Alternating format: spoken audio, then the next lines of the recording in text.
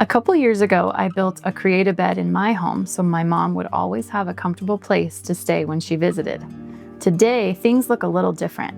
My mom lives nearby now, and when we started designing her new home, we faced a new challenge. This room is only 10 feet by 10 feet. It needed to be a sewing room, a craft room, an office, and still have space for the grandkids to spend the night. We needed a solution that would maximize every inch of space without compromising how the room functions every day. This room is 10 by 10. Most people have a dining room table in here. That's it. We have a craft room, we have a bed, we have a place for people to stay the night. It's amazing. It was so easy to choose Create-A-Bed a second time. Just how DIY friendly it is and easy to build. Their customer support was excellent if we had any questions.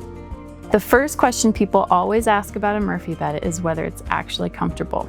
And that's one of the reasons we were excited to use Create-A-Bed's new hybrid mattress. The hybrid mattress really completes the space. It's comfortable, supportive, and feels like a real bed, not a compromise. I have space for my sewing, my crafts, and when the grandkids come over, they have a comfortable place to sleep. During the day, I can do all my crafts.